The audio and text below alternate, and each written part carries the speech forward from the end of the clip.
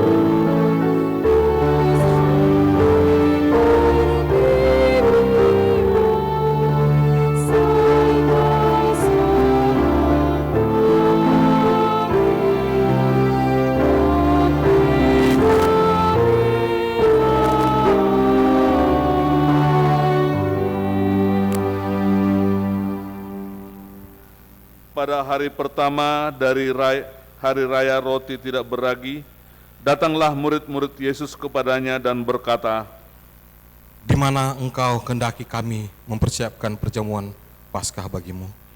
Jawab Yesus, "Pergilah ke kota kepada si Anu dan katakan kepadanya, pesan guru, waktuku hampir tiba, di dalam rumah mula aku mau merayakan Paskah bersama-sama dengan murid-muridku."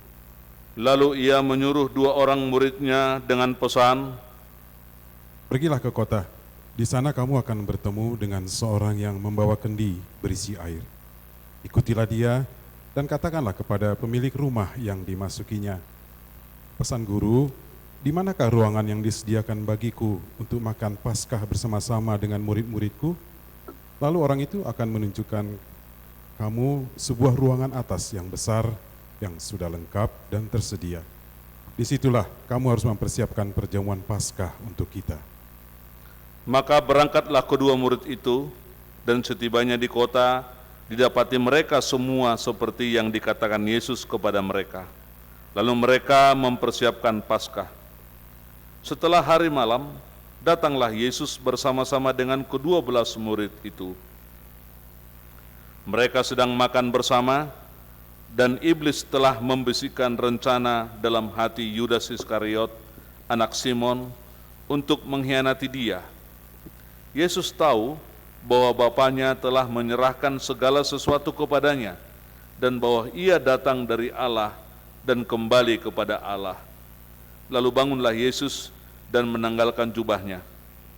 Ia mengambil sehelai kain lenan dan mengikatkannya pada pinggangnya. Kemudian ia menuangkan air ke dalam sebuah basi dan mulai membasuh kaki murid-muridnya, lalu menyekanya dengan kain yang terikat pada pinggangnya itu. Maka sampailah ia kepada Simon Petrus. Kata Petrus kepadanya, Tuhan, Engkau hendak membasuh kakiku? jawab Yesus kepadanya, Apa yang kuperbuat, engkau tidak tahu sekarang, tetapi engkau akan mengertinya kelak. Kata Petrus kepadanya, Engkau tidak akan membasuh kakiku sampai selama-lamanya. jawab Yesus, Jikalau aku tidak membasuh engkau, engkau tidak mendapat bagian dalam aku. kata Simon Petrus kepadanya, Tuhan, jangan hanya kakiku saja, tetapi juga tangan dan kepalaku. kata Yesus kepadanya, Barang siapa telah mandi, ia tidak usah membasuh diri lagi selain membasuh kakinya, karena ia sudah bersih seluruhnya. Juga kamu sudah bersih, hanya tidak semua. sebab ia tahu siapa yang akan menyerahkan dia. Karena itu ia berkata, Tidak semua kamu bersih. sesudah ia membasuh kaki mereka, ia mengenakan pakaiannya dan kembali ke tempatnya. Lalu ia berkata kepada mereka, Mengertikah kamu apa yang telah kuperbuat kepadamu? Kamu menyebut aku guru dan Tuhan, dan katamu itu tepat, sebab memang akulah guru dan Tuhan. Jadi, jikalau aku membasuh kakimu, aku yang adalah Tuhan dan gurumu, maka kamu pun wajib saling membasuh kakimu. Sebab aku telah memberikan suatu teladan kepada kamu, supaya kamu juga berbuat sama seperti yang telah kuperbuat kepadamu. Aku berkata kepadamu, sesungguhnya seorang hamba tidaklah lebih tinggi daripada tuannya, ataupun seorang utusan daripada dia yang mengutusnya. Jikalau kamu tahu semua ini, maka berbahagialah kamu jika kamu melakukannya. kita bernyanyi dari buku Ende nomor 83 ayat 4.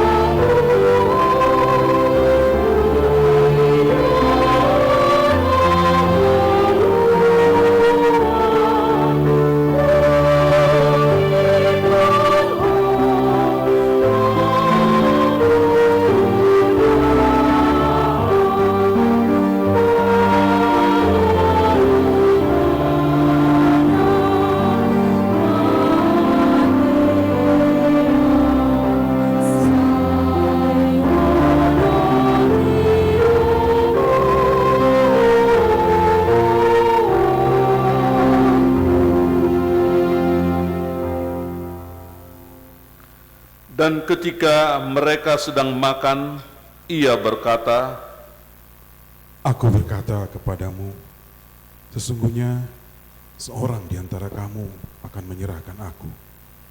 dan dengan hati yang sangat sedih berkatalah mereka seorang demi seorang kepadanya.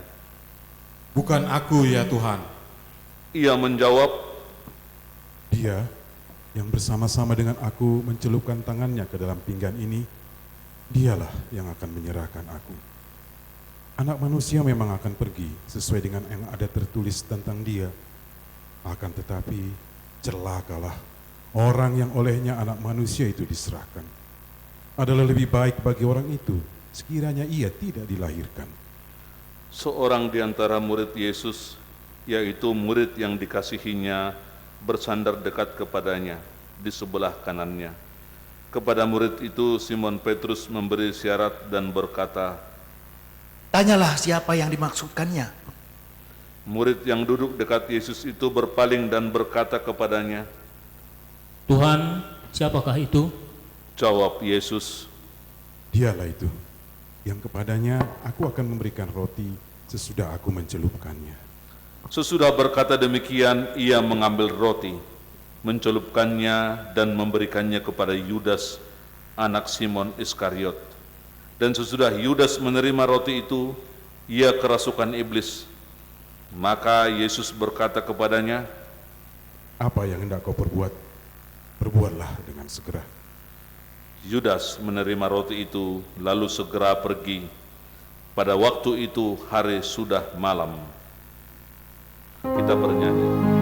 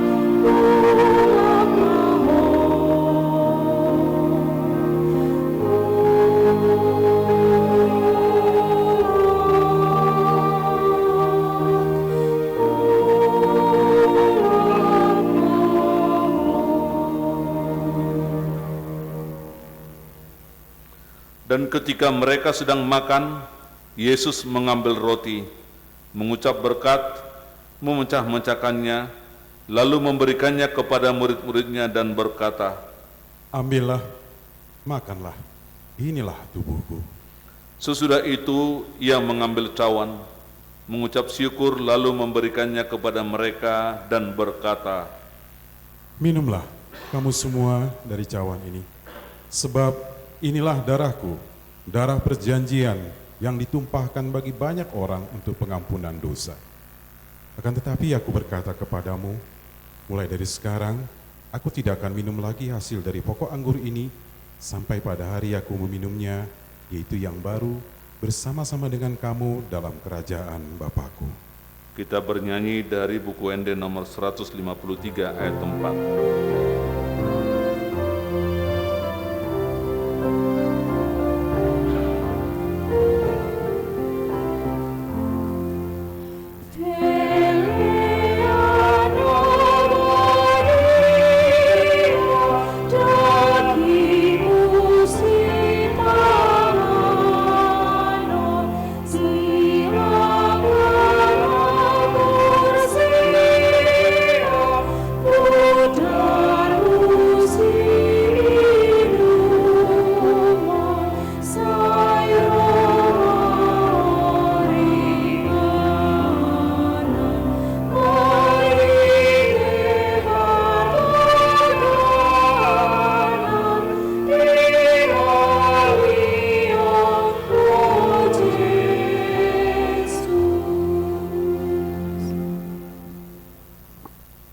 Sesudah menyanyikan nyanyian pujian, Pergilah Yesus dan murid-muridnya ke Bukit Zaitun. Maka berkatalah Yesus kepada mereka, Malam ini kamu semua akan tergoncang imanmu karena aku.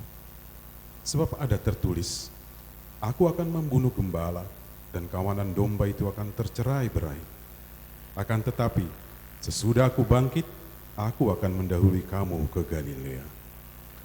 Petrus menjawabnya, Biarpun mereka tergoncang imannya karena engkau, aku sekali-kali tidak. Simon, Simon, lihat, iblis telah menuntut untuk menampi kamu seperti gandum. Tetapi aku telah berdoa untuk engkau, supaya imanmu jangan gugur. Dan engkau, jikalau engkau sudah insaf, kuatkanlah saudara-saudaramu. jawab Petrus, Tuhan, aku bersedia masuk penjara dan mati bersama-sama dengan engkau. tetapi Yesus berkata, Aku berkata kepadamu, Petrus, hari ini ayam tidak akan berkokok sebelum engkau 3 kali menyangkal bahwa engkau mengenal aku. kita bernyanyi dari buku Ende nomor 180 ayat 1.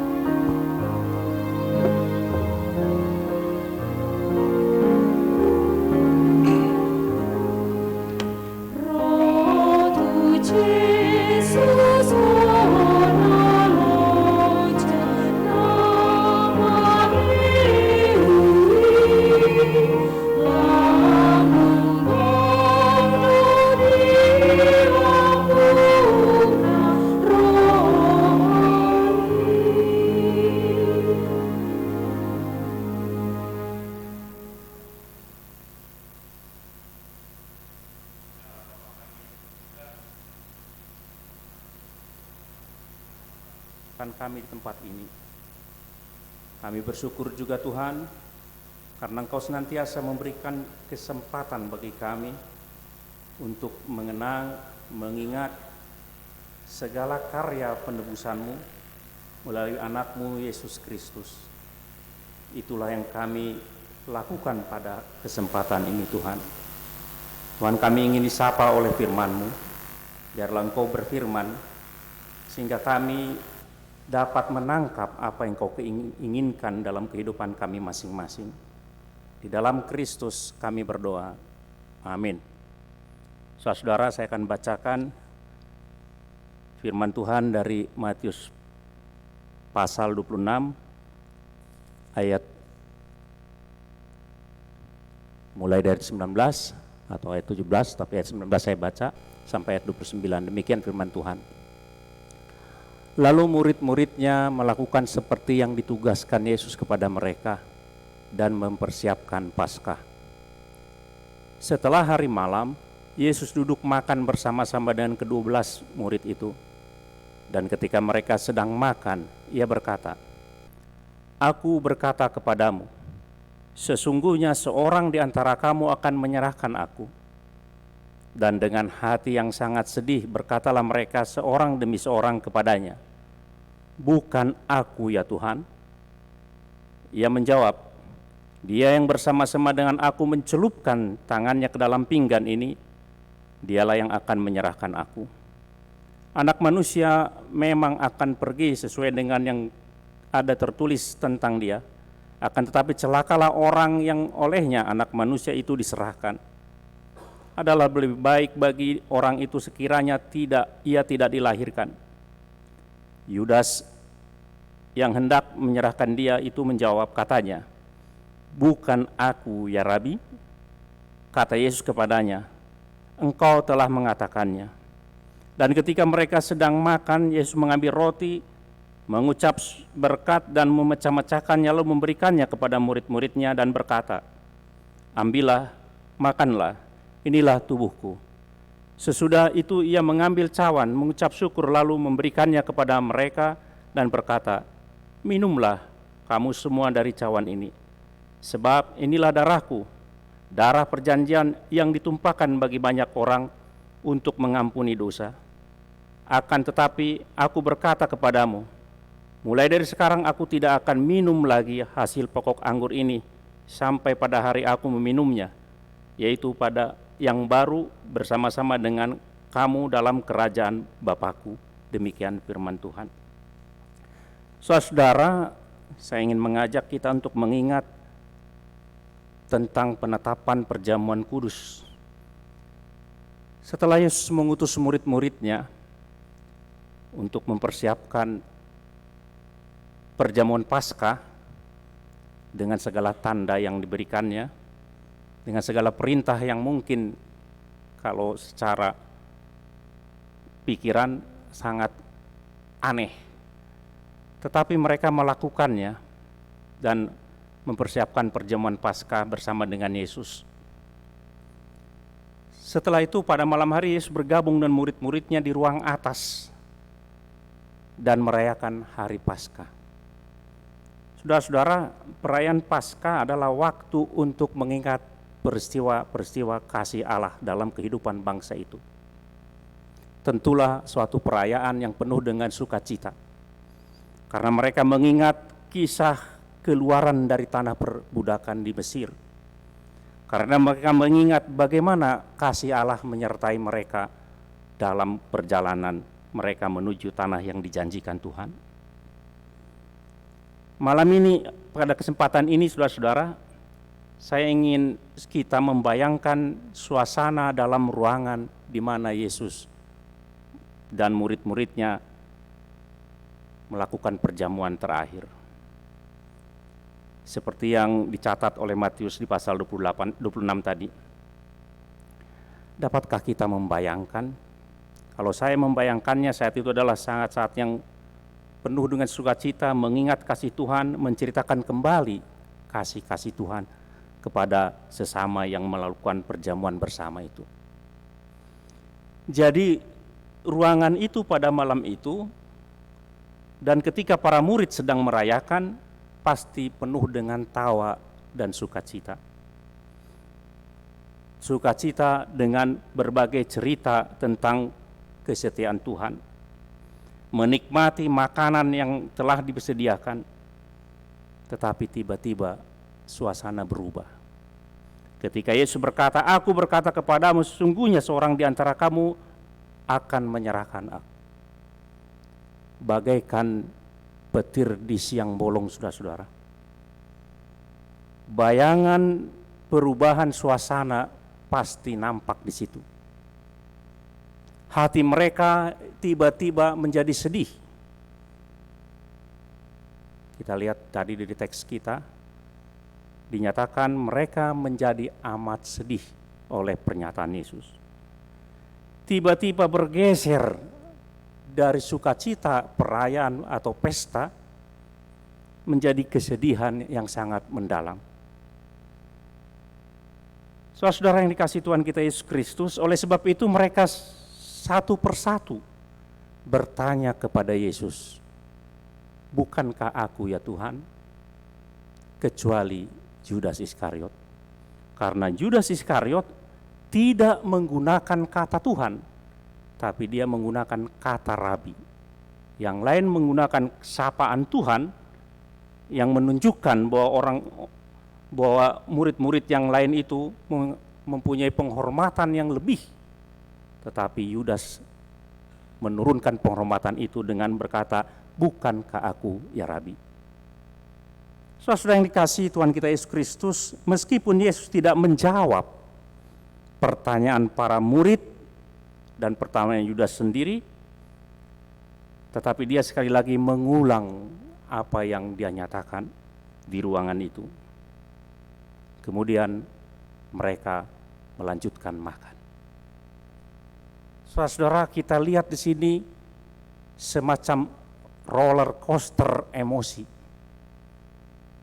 Di satu sisi dia sedang naik ke atas penuh dengan gembira, sukacita, tiba-tiba harus dijatuhkan dalam kesedihan.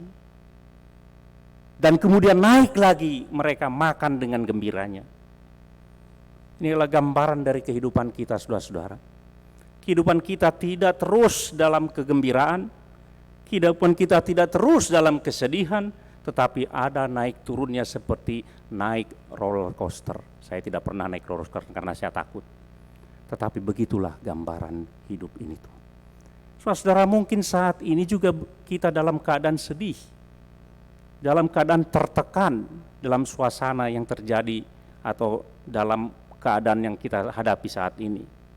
Tetapi ingatlah saudara-saudara, hidup ini tidak dipenuhi oleh kesedihan melulu, tetapi waktunya kita akan naik lagi bersukacita bersama dengan Tuhan.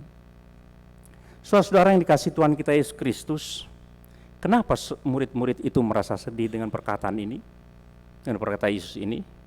Tentu karena mereka terlalu fokus kepada perkataan. Ada di antara mereka yang akan mengkhianati. Dan mereka tidak fokus kepada perkataan-perkataan yang telah mereka dengar selama ini dari mulut Yesus sendiri. Tentang nubuatan penderitaannya, tentang kebangkitannya, mereka tidak ingat lagi itu. Tetapi mereka hanya fokus kepada perkataan yang menyebabkan mereka sedih. Itu sebabnya mereka menjadi tertekan.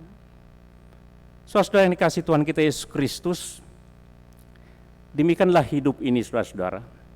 Kalau hidup kita terus terfokuskan kepada kesedihan terus, dan tidak fokus kepada perkataan atau janji dari Tuhan kepada kita, maka kita akan tertekan dalam hidup ini.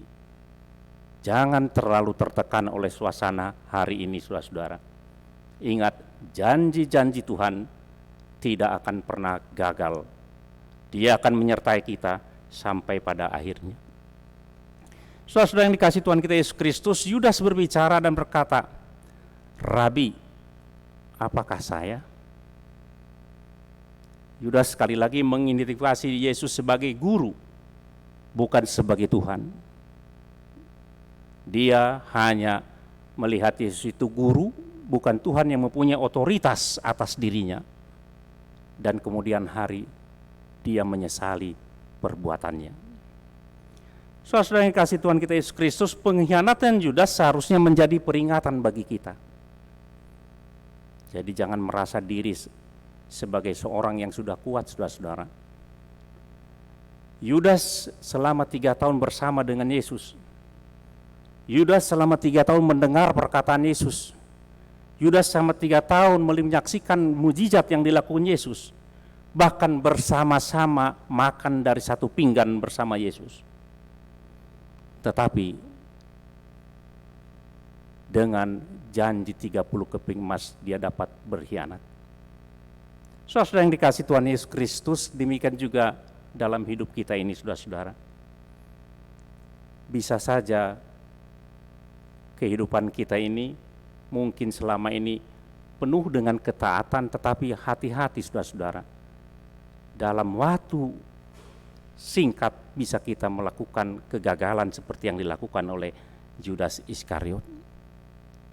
Saudara yang dikasihi Tuhan kita Yesus Kristus, inilah sapaan dari firman Tuhan untuk membuat kita senantiasa untuk waspada dalam kehidupan kita sebagai orang-orang yang beriman kepada Tuhan kita Yesus Kristus. Dalam Injil Matius, kita membaca Yesus itu hanya menanggapi Yudas. Dia berkata katanya, "Engkau telah mengatakannya." Dia hanya berkata demikian. Yesus tidak mau mempermalukan Yudas di hadapan murid-muridnya dengan kebenaran yang dia punya. Tapi Yesus hanya berkata dengan implisit, "Engkau mengatakannya." Yesus masih membuka kesempatan bagi Yudas untuk bertobat. Tetapi hati Yudas dikeraskan oleh iblis seperti di ayat sebelumnya saudara-saudara.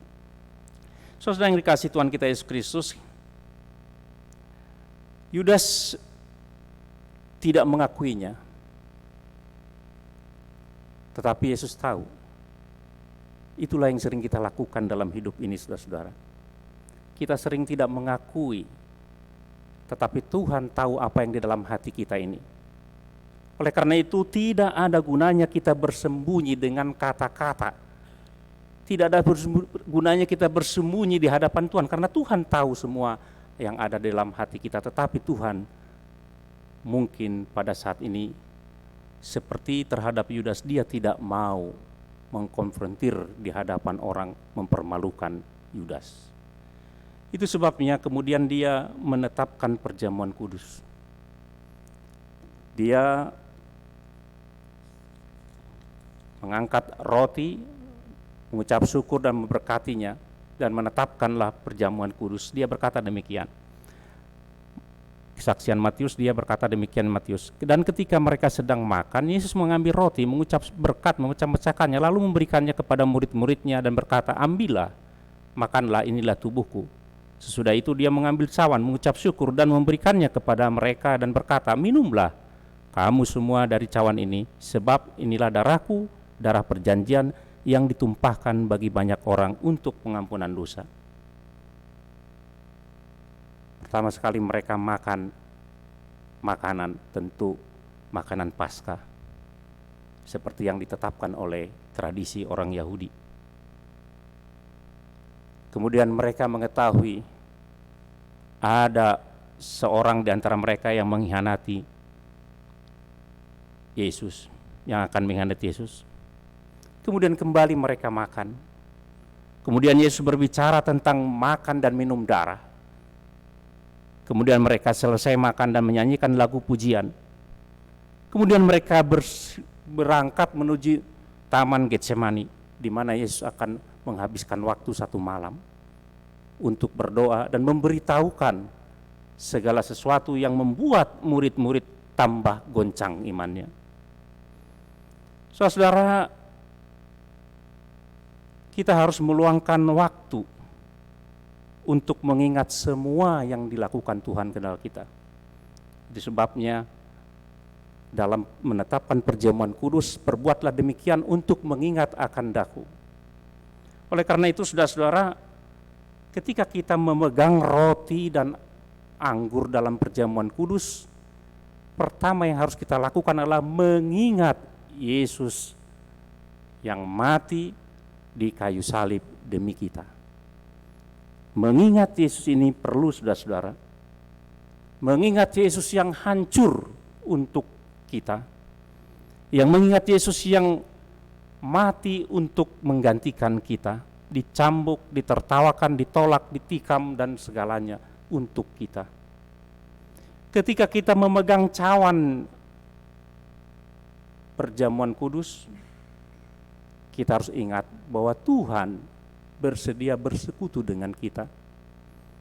Perjamuan kudus adalah cara Allah untuk mengkomunikasikan dirinya dengan kita, untuk menawarkan rahmat-Nya untuk kita. Maka dalam menerima perjamuan kudus, kita harus terus-menerus sekali lagi mengingat apa yang dilakukan oleh Tuhan. Itulah yang perlu dalam melakukan menerima sakramen perjamuan kudus dalam kehidupan kita. Saudara yang dikasihi Tuhan kita Yesus Kristus, luangkanlah waktu untuk berkomunikasi dengan Tuhan, mengingat dan menerima apa yang telah dilakukan Tuhan, anugerahnya terhadap kita. Dia mati untuk kita, Dia berkorban untuk kita. Perjalanan kita masih panjang. Oleh karena itu, mengingat Kristus itu penting agar kita tidak terjatuh masuk ke dalam pengkhianatan seperti yang dilakukan oleh Yudas Iskariot. Kiranya Tuhan menguatkan kita. Amin. Allah Bapa kami yang di surga, kami bersyukur Tuhan karena Engkau menyapa kami, karena Engkau mengingatkan kami melalui firman-Mu bahwa Engkau telah berkorban, telah menggantikan kami untuk membebaskan kami dari segala hukuman dosa kami Tuhan. Kami bersyukur atas semua karya Tuhan dalam kehidupan kami. Ingatkan kami senantiasa Tuhan, agar kami tidak melupakan segala karya penebusan-Mu dalam kehidupan kami. Terlebih Tuhan, ketika kami harus berada dalam suasana yang tidak mengenakan saat ini Tuhan, kami percaya Tuhan akan janji-janji Tuhan. Sampai kapanpun Tuhan, kami orang-orang yang percaya, Engkau janjikan untuk disertai Engkau Tuhan. Ingatkan kami senantiasa Tuhan, agar kami tidak takut menghadapi segala sesuatu Tuhan. Ingatkan juga kami Tuhan, bahwa kami adalah orang-orang yang rapuh, yang mudah untuk mengkhianati-Mu Tuhan. Tetapi Engkau memberikan kepada kami Tuhan kekuatan, Engkau mengkomunikasikan diri-Mu kepada kami, sehingga kami dapat menerima Engkau Tuhan di dalam sakramen perjamuan kudus Tuhan, dan firman-Mu yang senantiasa kami dengar dalam kehidupan kami sehari-hari. Kuatkan kami Tuhan, di dalam Kristus kami berdoa. Amin.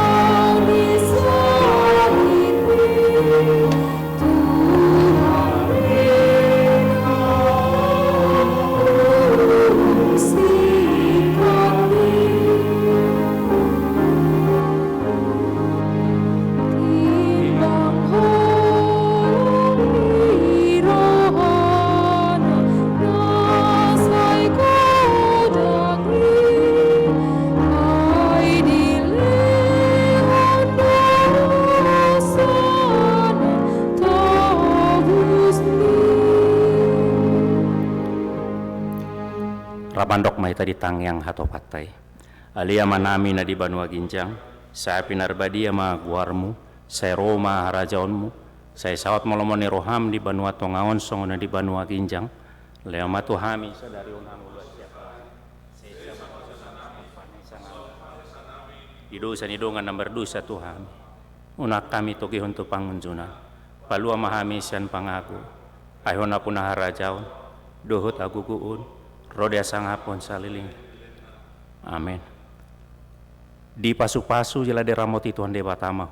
Sondakon Tuhan de batama buhina tuho jala asimor hona midaho. Di dopakon Tuhan de batama buhina tuho jala di parsarohon damena tu tondim.